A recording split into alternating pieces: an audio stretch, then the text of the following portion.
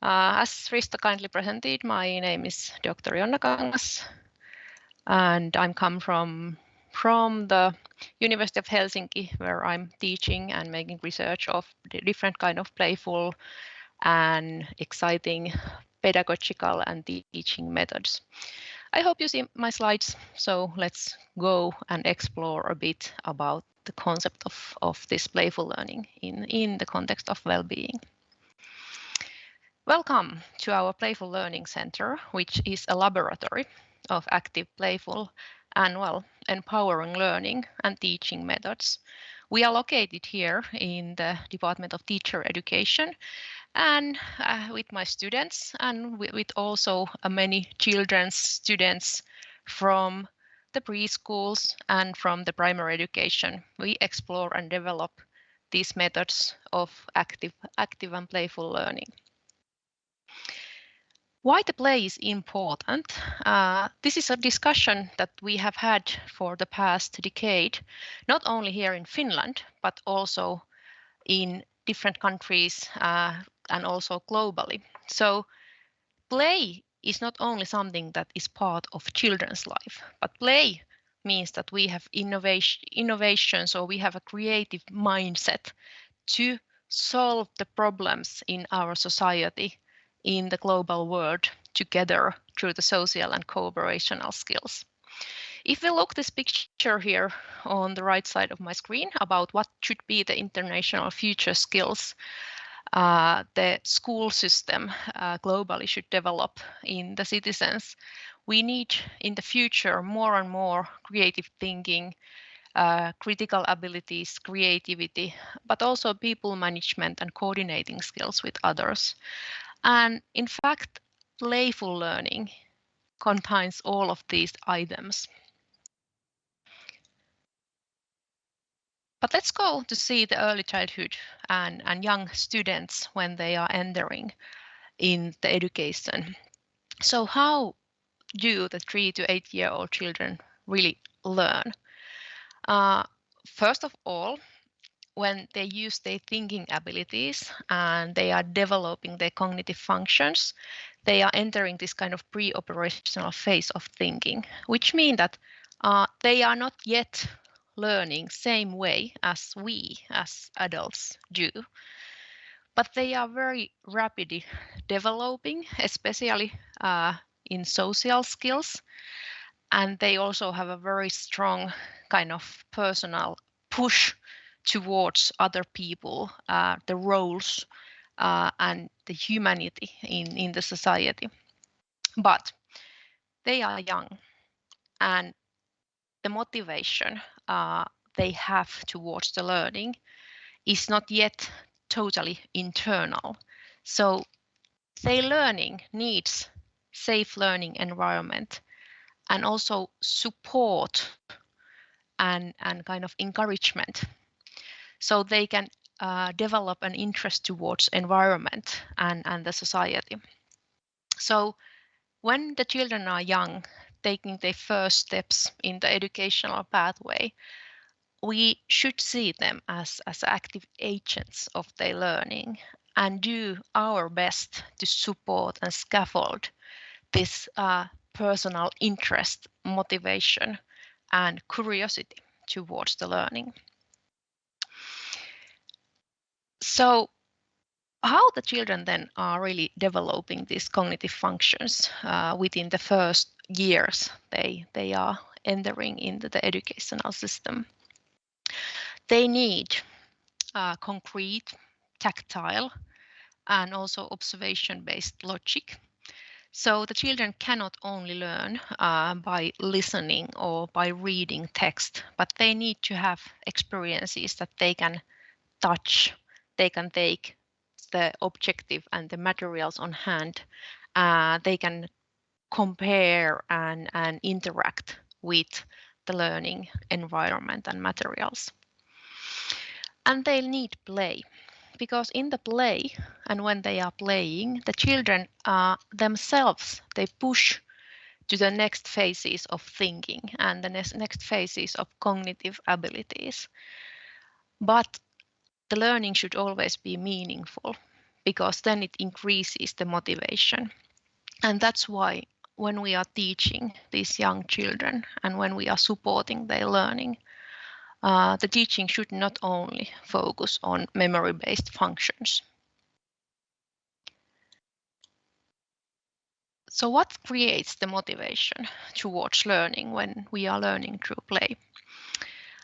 When the children are playing or when the teacher is using playful activities and playful materials in the classroom, the children are acting in a so-called a zone of proximal development.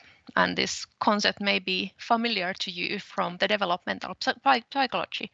But what it really means is that the children are developing their skills through practice and practical assignment.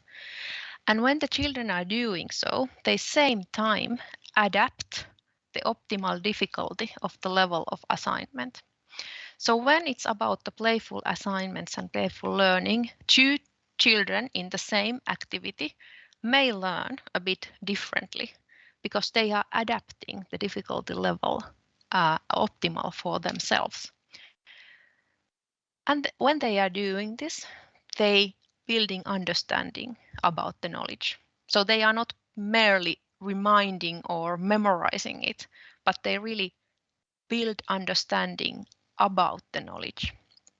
And when the playful learning is taking place every day in the children's classroom, the students really have willingness to continue learning self-initiated. So these children, they continue their learning at home or do the recess time between the classes at school. And this creates motivation, which then creates the concept and the experience of well-being. The children feel that this learning is for me. It gives me something. It gives me an important meanings of and for my own life. Here in the picture, you can see a class of mathematics taking place with 7-year-old children. And maybe you can see that in the hand of the young girl here at the front, there is a pile of notes. So the children are practicing the value of money and of course then calculation skills, adding skills, and also social skills, negotiation, bargain about prices. Very essential skills for our everyday life, but also important skills in the mathematical logical thinking. Let's go a bit deeper to this playful learning approach that we here in Finland have been researched and then developed in the practice too. So this relationship between play and learning, it kind of represent a foundational connection and also a focus of early years education and the development. So the playful learning, it has kind of many phases in education and it impacts in different aspects and phases of children's development. It supports the cognitive development, but at the same time enables emotional, social, and physical development. And as we know, the younger the students in our classes are, the more they need to be able to develop holistically. Play is also always a form of contemporary learning. It continues at home, it continues during the recess time. The children themselves take the learning forward and they are happy and motivated to do so. And then what we have learned just during the past 2 years that play and playfulness are also forms of hybrid learning as the distant learning itself is. And we have had a very exciting opportunities to explore distant playful learning, which has also been very efficient in the schools around the globe. A little bit about the concept of well-being in education. As I said before, to be able to learn, children should feel themselves safe and secure in the classroom, and helping them to feel that they are safe and secure cognitively and mentally there in the classroom. We as a teacher should listen the ideas and discuss about the initiatives and the ideas of the learning, but also about how they think that they could continue the learning. So children motivation develops through taking responsibility of their own learning, but it means that we should give them bit by bit this responsibility, because as we all maybe can imagine, a 3 or 5 or 7-year-old student, they are not quite ready to take all of the responsibility on their own. They need teachers, they need parents, they need adults in their life who are willing to support and scaffold them in the learning, and also who are very motivated to make their teaching methodology for the best of children. So here in Finland, we think that play is very natural activity for children. And as we know also in globally that children in all over the world, they play. The question then comes about, do we see a value of this play and playful learning within our formal education? Because if we think that play is something where the children explore the world, test their skills and knowledges and express themselves, but we could replace the word play here with the word of learning and claim that learning is natural activity for children where they explore the world, test their skills and express themselves. Especially I am personally interested on the mathematical logical thinking skills and learning within the playful solutions. And what we know also from the research is that through this playful activity, children develop their symbolic function and thus the cognitive thinking ability, like the decontextualization process. But they are also developing resilience of overcoming self and taking different perspectives. And they explore difference between the reality and make believe. So the play and playful activities create a phase and space where the children can also explore, but then develop their skills to motivation and self-efficacy through self-regulation and resilience. So what do we need from the teachers then if the children are so competent on learning through play? A teacher in a playful learning should be kind of enabler. She or he should be amplification of development. So we need to know the best methods and pedagogies to making the learning possible. And we have to be aware of the scaffolding processes, how we pedagogically support the holistic learning. And the teacher need very good observation skills to be able to make observation, to notice when the learning takes place and when to give supporting feedback to the students. So the learning should look like this.